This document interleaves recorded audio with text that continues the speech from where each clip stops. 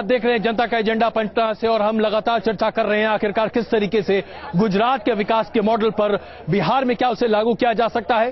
क्यों बिहार वाकई में अपने आप में राजनीति के तौर पर एक अखाड़े के तौर पर बहुत ज्यादा गर्म होता हुआ दिखाई दे रहा है।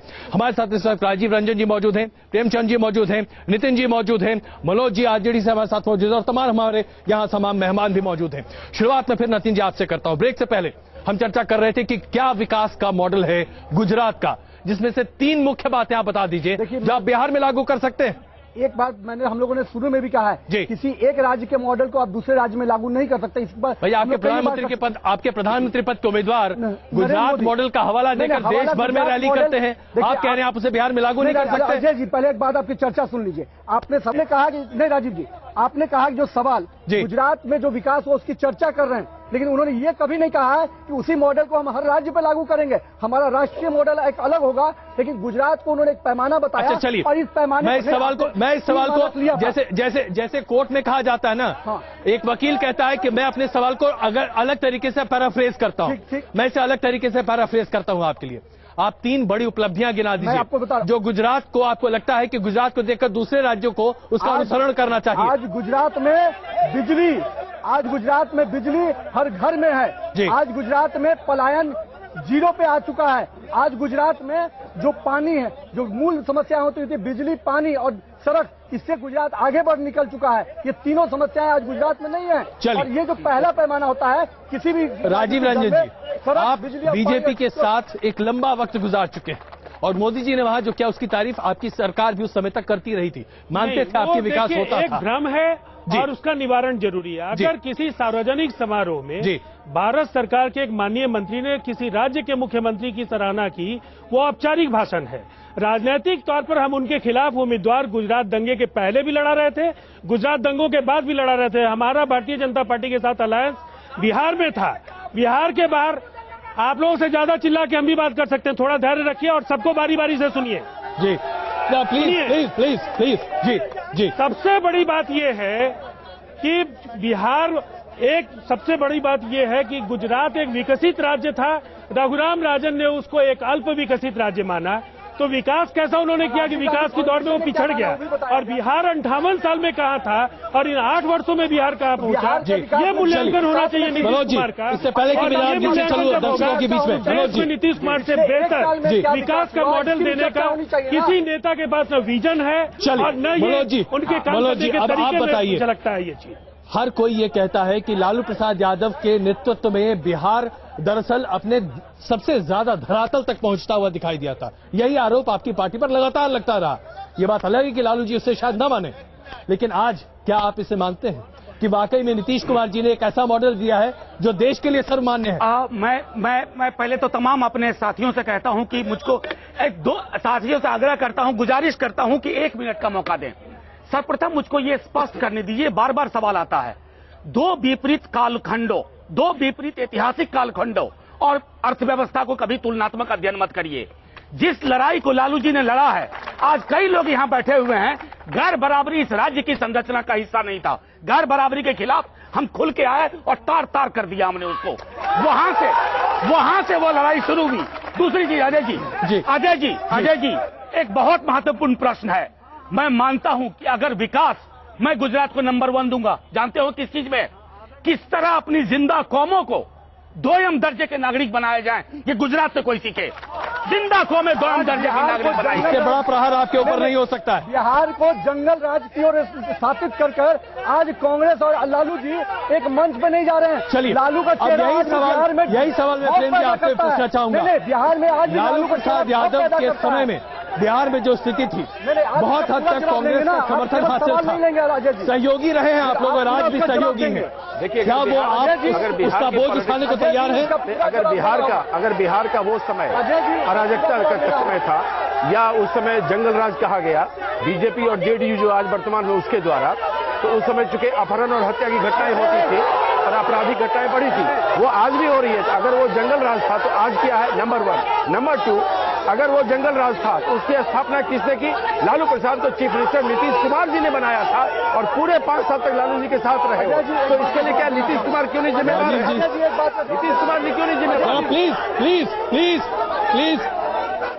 प्लीज बैठिए, प्लीज बैठिए, प्लीज बैठिए जी। अजय जी एक बात का जवाब एक सेकंड, इन्होंने गंभीर आरोप लगाया है राजीव जी पर। ये आरोप पूरी तरह से बेबुनियाद है, इसलिए कि इनकी हुकूमत के खिलाफ जी देश में व्यवस्था बदलने के लिए लोक नायक जयप्रकाश नारायण ने आंदोलन का शंखनाद किया और उसके कंटिन्यूटी में 89 में वीपी सिंह ने कांग्रेस के कुशासन को उखाड़ फेंका।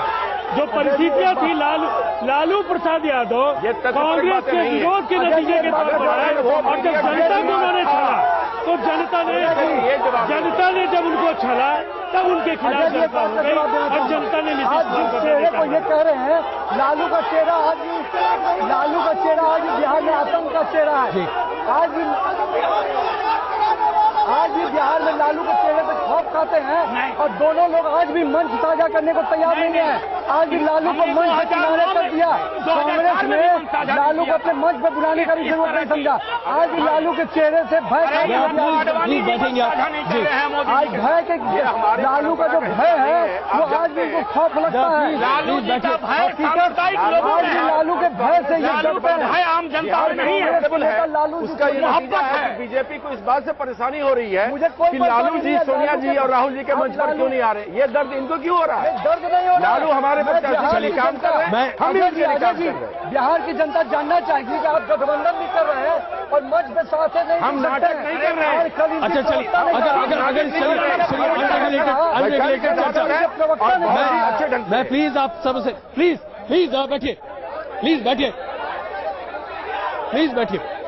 इस अनरेगुलेटेड चर्चा के बजाय अगर हम मुद्दों पर सीधे आ जाएं, मुझे सिर्फ एक बात बता दीजिए, क्या बिहार के विकास का कोई रोड मैप किसी भी पार्टी के पास वाकई में है? विकास का रोड मैप क्या विकास है बिहार के रोड, क्या मॉडल है विकास का आपके लिए? विकास में जो हम लोगों ने 7 साल काम किया और आज उस काम का नरेंद्र मोदी उसका श्रेय तो ये लेते हैं, उसका श्रेय ये लेते हैं। पिछले 1 साल का विकास का बिहार मॉडल की आलोचना की और आप कहते हैं कि आपने 22,000 करोड़ रुपया पिछले 1 साल का विकास नेताओं के काम को नरेंद्र मोदी नहीं मानते।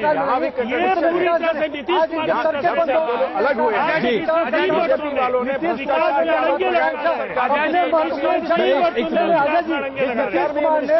आज सरकार के चीफ मिनिस्टर पर इन्होंने भ्रष्टाचार का आरोप लगाया। नहीं, सरकार में इनके लोग नीतीश कुमार को आज बीजेपी का फर्क है, जनता भारतीय जनता पार्टी। प्रेमचंद जी, अच्छा बिहार के विकास की चर्चा कर नवीन जी प्रेमचंद जी, बस मुझे इतना बता दीजिए, 10 साल आपका शासन केंद्र में रहा, सहयोग की मांग हमेशा जेडीयू करता रहा, कहता रहा कि विशेष पैकेज दीजिए। आप तब तक नहीं दे पाए जब तक कि इनका गठजोड़ टूटा नहीं। लेकिन आज आप देने की बात अगर सोचते भी हैं, अगर आप अपने आप को वैचारिक तौर पर नजदीक पाते हैं, तो क्या ये अपॉर्चुनिस्ट राजनीति नहीं है? नीतीश कुमार को नहीं जाए इसमें विरोधाभास राजनीतिक सवाल नहीं था। गारंटी अपने लिए बिहार के बात जो किया है आपके पास उनके लिए एक राजनीतिक एजेंडा है। ये स्पेशल राजनीतिक जवाब दिया जाए। बिहार के लोगों की सुन लीजिए, सब बोलिएगा। और स्वाभिमान का सवाल है। आपने बिहार को दल का विषय क्यों नहीं याद? मनोज जी इसका जवाब नहीं सुना। बिल्कुल, पैकेज की बात उस समय क्यों नहीं की गई जब बिहार का बंटवारा हुआ, जिस समय नीतीश कुमार केंद्र में मंत्री थे, जिसमें भाजपा सरकार थी। इसलिए कि बिहार मनोज जी प्लीज आप बैठिए जी। मनोज जी, 2 छोटी टिप्पणी। आपने एक अर्थव्यवस्था के मॉडल की बात की, उससे पहले विशेष राज्य के संदर्भ में कहने दीजिए। 2004 में असेंबली का रेजोल्यूशन गया था, नीतीश जी और ढेर सारे आधे दर्जन मंत्री थे, चुप्पी साध के बैठ गए और विशेष राज्य का पैकेज नहीं दिया। पहली बार 2006 में खत्म नहीं किया। नंबर 2, 2004 हमारा राजीव भाई मुझे खत्म करने दीजिए। मनोज जी को बोल राजीव जी प्लीज का डिबेट कोई नहीं। राजीव जी, मुझको दूसरी बात जी, हम उस विकास के मॉडल के साथ खड़े हैं और हम ला रहे हैं वो ब्लूप्रिंट, उस विकास की तरफदारी जिसमें घोटाले गैर बराबरी के खिलाफ लड़ेंगे और सबको बराबर का हक देंगे। वो लड़ाई होगी, ये नहीं होगी कि 2% लोगों को धनिक बना दिया और बेरोजगार बाकी पूरी की पूरी आवाम मेरे पास सिर्फ 2 मिनट का वक्त है और मैं आप चारों के लिए बस 30 सेकंड मुकर्रर कर पाऊंगा। मैं एक आखिरी सवाल पूछना चाहता हूं, क्या इस देश में जनता को महंगाई से निजात दिलाने का कोई भी फॉर्मूला आप में से किसी के पास है? मनोज जी 30 सेकंड, सिर्फ 30 सेकंड। महंगाई से निजात दिलाना आवश्यक है और वो होगा, लेकिन सबसे बड़ी समस्या अभी है इस नफरत की सियासत को खत्म करो। आप बताएं। रोजगार एक ऐसा साधन होगा जी। कि देश में महंगाई उसी से कम होगी। आज जब तक रोजगार के अवसर उत्पन्न नहीं होंगे, बेरोजगारी एक बहुत बड़ा कारण है इस पर। डिमांड और सप्लाई में बैलेंस जब तक नहीं होगा और राज्य सरकारें जब तक होर्डर्स के खिलाफ कार्रवाई नहीं करेंगे, जमाखोरों के खिलाफ कार्रवाई नहीं करेंगे और इस इशू पर राजनीति करेंगे, महंगाई को लेकर केंद्र पर आरोप लगाएंगे, तो महंगाई पर आप कैसे कंट्रोल कर सकते हैं? यहाँ तो पॉलिटिकली प्याज को गैप कर दिया जाता है, मार्केट में स्कार्सिटी पैदा की जाती है। तो राजनीतिक कारणों से अगर होगा, मुझे लगता है कि बड़ा बढ़िया गोलमोल जवाब कम से कम कांग्रेस की तरफ से आता दिखाई दे रहा है। मैं आपसे कुछ ईमानदारी का जवाब चाहूंगा।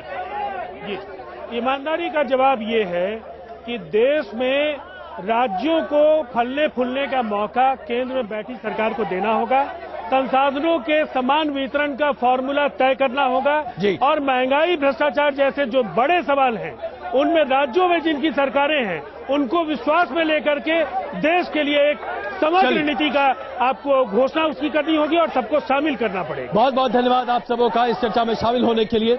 ज्वलंत मुद्दे सामने हैं, लेकिन क्या इसका रास्ता निकलता हुआ दिखाई देगा? लोकसभा के ये चुनाव ये जरूर तय करते दिखाई देंगे। बहुत धन्यवाद। विवेक, बैक टू यू।